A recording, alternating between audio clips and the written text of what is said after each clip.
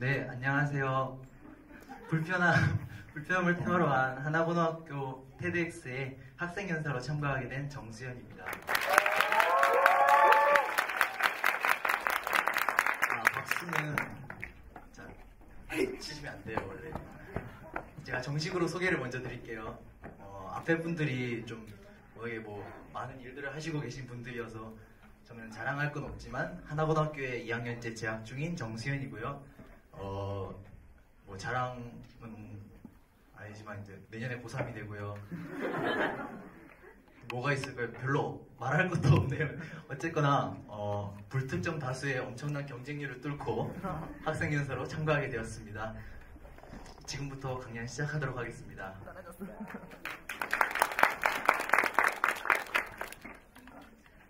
이 불편함이라는 것 자체가 저도 그랬고 많은 사람들도 그럴 것 같고요. 굉장히 이제 말 그대로 불편하면서 할 말들이 많을 것 같아요.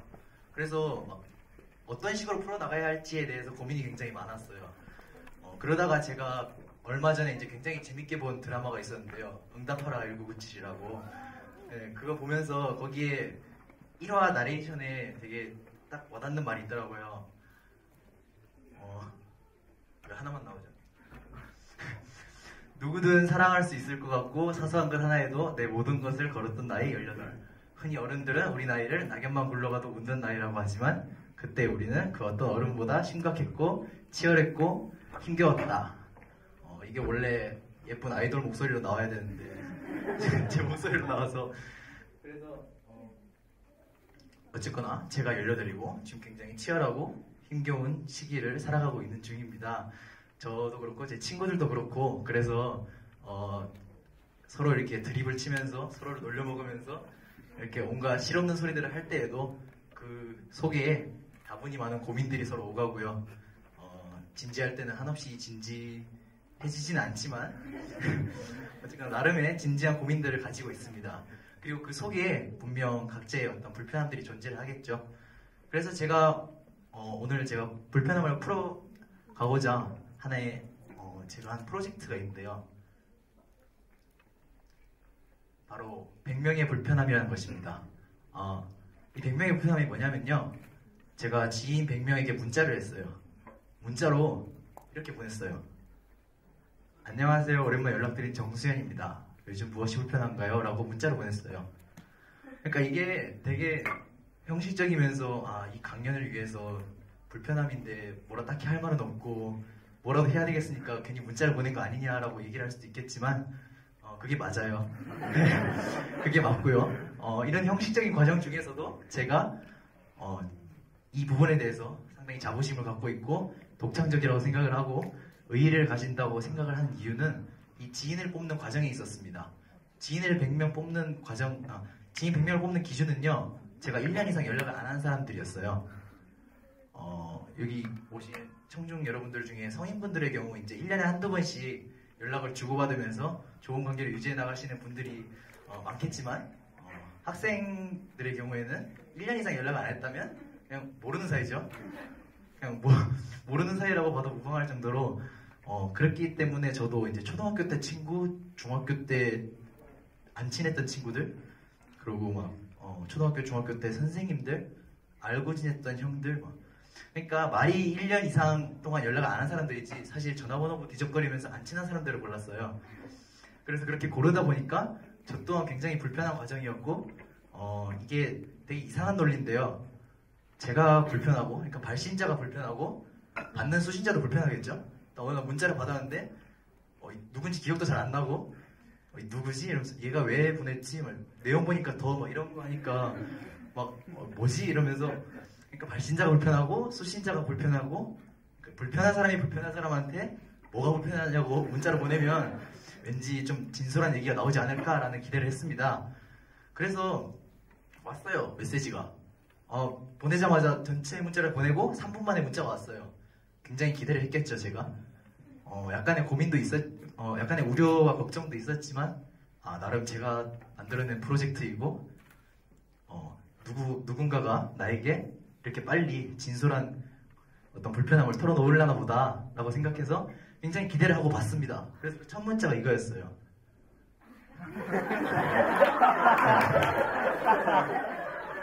표정이 이랬어요, 제가. 인터넷에 불편함 치면 이 사람부터 나오더라고요. 그래서 그렇게 굉장히 실망을 했어요. 나름 무거운 그런 불편함이 나올 줄 알았는데 팬티로 시작을 했어요. 그래서 팬티로 시작을 했는데 그래도 시작은 팬티였는데 끝은 100명 중에 89명이 저에게 문자를 보냈습니다. 그러니까 정말 연락을 안 하고 지내던 사람들이었고 이렇게 문자를 주고받고 나서 지금도 다시 연락을 안 해요. 근데 이 과정에서 89명이라는 사람이 저에게 문자를 보내줬다는 거에 대해서 굉장히 놀라웠어요. 그래서 그 문자들을 한번 살펴보면 이렇게 막 빨리 지나가죠.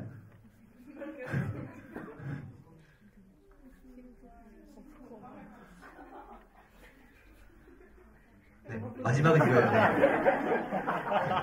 네, 마지막은 이거고요.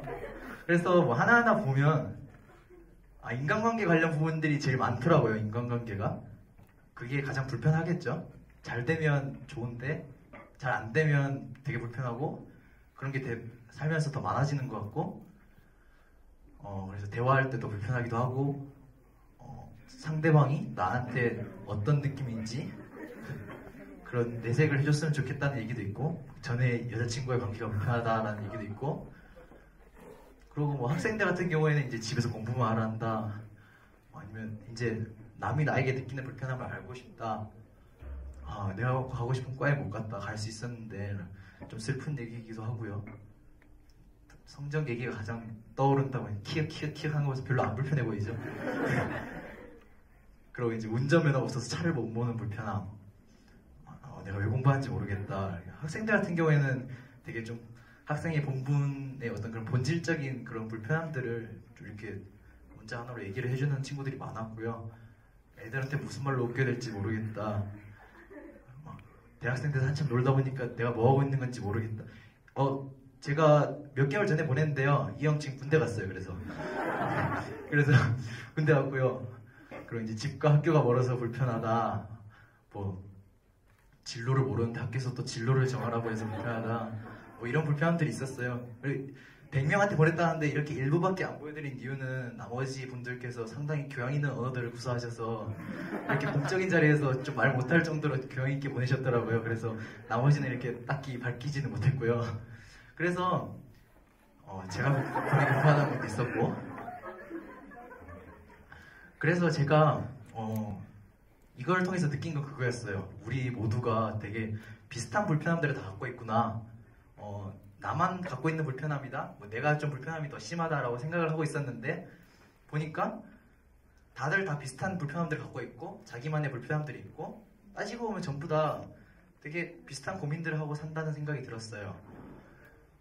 그래서 제가 불편함에 대해서 정의를 딱 내려봤는데 우리가 달고 사는 모든 걱정, 고민, 그리고 시련 그러니까 그냥 우리가 흔히 일상생활 속에서 겪는 힘든 일 아니면 스트레스들 뭐 그런 걱정, 고민들 이런 게 다 불편함이라고 생각을 해요. 그래서 그 불편함들을 없앨 수는 없겠죠. 우리가 일상생활 속에서 항상 같이 안고 가는 거니까. 그래서 없앨 수는 없지만 이제 피할 수 없으면 즐겨라라는 말처럼 불편함도 없앨 수 없으면 좀 편하게 만들면 좋겠죠. 그래서 제가 편하게 만들기 위해서 제가 제시하는 게 이겁니다. 이건 애니메이션이 잘렸네요. 제 주제이기도 하고요. 렛이란 단어입니다. 학교에서 영어를 배울 때 렛이라는 단어를 배울 때 우리는 의미적인 걸로 접근을 하지 않죠. 문법으로 얘기를 하죠. 렛은 사역동사 얘기하면서 그렇게 렛은 항상 문법으로 배웠는데 사실 렛은 문법이 중요한 게 아니라 의미가 굉장히 중요합니다. 보면 사전적인 뜻을 보면 뭐뭐하게 놓아두다, 뭘 하도록 허락하다, 무엇을 하게 하다. 그러니까 이 사전이라는 불편한 정의 속에서도 막 놔주고 허락해주고 하게 하고 막 자유와 방목이 막 묻어나죠. 그렇게 이 렛이라는 단어 자체가 굉장히 어떻게 보면 편안한 단어인 것 같아요. 그래서 이렇게 말하는 이유는 우리가 느끼는 불편함들 이런 걸 그냥 내려놓자. 이렇게 놔주고 그냥 어떤 불편함이든 간에 그 상황 같은 걸 있는 그대로 받아들이자 라고 제가 제시를 하는 부분입니다. 뭐 슬플 때도 그렇겠고요. 기쁠 때도 그렇겠고요. 기분이 좋을 때도 사실 불편하게 안고 가는 면들이 많잖아요. 이제 이 기쁜 일이 언제까지 갈지, 내가 지금 기분 좋은 상태가 계속 지속은 될지 이런 고민들도 많고, 또 뭐 사실 뭐 스트레스들이나 이제 안 좋은 일들 같은 경우에는 되게 사소한 거를 막 끝까지 물고 늘어지죠. 우리가 쌓고 사소한 걸 다 쌓아가서 굉장히 힘들다고 느끼는데, 정작 소소한 행복들의 경우에는 그렇지 못한 경우가 많습니다. 소소한 행복들은 그냥 흘려보내면서 안 좋은 것들은 되게 불편하게 다 쌓고 앉아있고, 그러니까 지내다 보면 기분 좋은 일들도 되게 작게 많이 일어나요. 저 같은 경우에도 이제 하나고에 있으면서 기숙사 생활을 하다 보니까 어제도 라면 하나 먹으면서 사감 선생님한테 안 들켰고요. 네, 안 들키면서 먹을 때 쾌감도 있고, 또 뭐 이렇게 매점을 친구랑 같이 갔는데 당연히 더치페이를 생각하고 갔다가 친구가 딱 사줄 때 막 괜찮다고 말하면서 그때 막 느끼는 행복, 막 그걸 제 친구들이 많이 느끼겠죠. 제가 사주니까. 그리고 이제 뭐 친구들이랑 서로 놀려 먹으면서 막 서로 그럴 때 막 빵 터지기도 하고 막 피식피식 웃기도 하면서 그럴 때 느끼는 게 다 소소한 행복들이라고 생각을 해요. 그래서 그런 것들은 잘 이렇게 흘려보내면서 왜 불편한 감정들은 다 안고 사는 건지 이때 좀 약간 이상하게 느꼈습니다. 그래서 제가 제시하는 게 이거예요. 내려놓자. 있는 그대로 내가 처해 있는 상황, 그때 느끼는 감정, 그것이 부정적이라고 하더라도 그런 것들을 다 있는 그대로 받아들이고 내려놓겠다라고 생각을 하게 되면 어떤 그 불편함으로 인해서 또 다른 불편함을 만들지 않지 않을까. 그리고 또 이제 그냥 불편함이라는 것 자체를 조금 더 편하게 받아들일 수 있지 않을까라는 생각을 했고요. 근데 이게 워낙에 추상적인 개념이다 보니까 아직 잘 안 와닿으시는 분이 많은 것 같아요. 그래서 제가 이제 이 렛이라는 어떤 렛의 미학을 처음 생각하게 된 계기로 한번 되돌아가 볼게요. 제가 왜 이렇게 생각하게 되었는지, 그 계기는 제가 한 방송에서 탤런트 박신양 씨가 강의를 하는 걸 보고 처음 이제 그 계기를 갖게 되었습니다. 제가 원래 강연 같은 거 보는 거 되게 좋아해요. 막 인간 되는 것 같고 막 원래 막 좀 막 살고 있구나 할 때 막 강연 하나 보면 막 이 사람의 생각이 나한테 오는 것 같고 막 또 막 생각들 많아지면서 나 이제 사람이 되어가고 있구나 이런 혼자 뿌듯해하면서 막 그런 거 보면서 뿌듯해하거든요. 근데 박신양 씨 강연을 보면서 제일 인상 깊었어요. 그래서 그 박신양 씨 강연에서 이제 박신양 씨가 자기의 힘들었던 시절을 얘기를 합니다. 러시아 유학을 갔었대요. 이제 연기 공부를 하러 러시아 유학을 갔었는데 돈도 없고 러시아는 못하고 이제 친구도 없고 이러니까 가장 인생에서 힘들었던 시절이라고 해요. 그때 이제 아는 러시아 단어들을 총 구사해서 교수님께 이렇게 물어봤대요. 선생님, 나는 왜 이렇게 힘든가요? 라고 물어봤대요. 그러니까 러시아 교수님께서 말은 안 하고 이제 러시아 시집을 하나 줬대요. 박신양 씨에게. 시집을 줬는데 시집 첫 페이지에는 이제 한 줄시가 딱 있었어요. 그 한 줄시를 보고 박신양 씨가 내 사고방식과 그 이후에 나의 삶이 달라졌다라고 얘기를 해요. 그게 뭐냐면, 당신의 인생이 왜 힘들지 않아야 한다고 생각하십니까? 라는 말이었어요. 그러니까 이 말을 듣고 저도 이제 방송을 통해서 보면서 굉장히 충격이었어요. 저도 우리 인생은 힘들지 않아야 된다라고 생각을 했고, 행복하다는 거는 힘들지 않아야 된다라는 걸 않아야 된다라고 생각을 하고 있었는데, 사실 따지고 보면 이렇게 즐겁고 잘 되고 잘 풀리고 이런 시간과 잘 안 풀리고 불편한 시간과 이렇게 비교를 해보면 반반이라고 봐요. 어떻게 보면 그런 안 좋은 시간들이 더 많을 수도 있고요. 그렇게 최소 반 이상의 시간을 차지하고 있는 그런 불편한 시간, 안 좋은 그런 시간들을 저희가 사랑하지 않는다면 그냥 우리의 인생을 사랑한다라고 얘기를 할 수 있을까라는 생각이 들었습니다. 그래서 제가 느낀 게 이거였어요. 그분의 강연을 보고 하나의 제가 사는 데 있어서 철칙으로 생각한 게 힘든 시간도 또 소중한 내 인생인데 힘든 시간까지 사랑하자라고 생각을 하게 되었고요.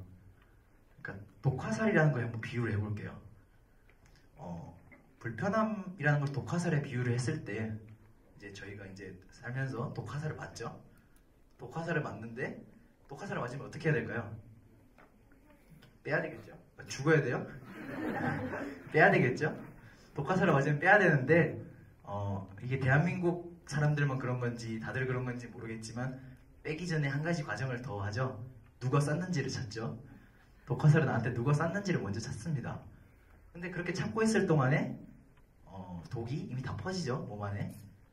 그래서 어떻게 치명적인 상처로 남게 되는데 그 과정 하나만 걸러주면 독도 빼고 이제 훨씬 더 그런 안 좋은 영향을 막을 수 있을 텐데 우리는 그 사이에 많은 것들을 생각하게 됩니다.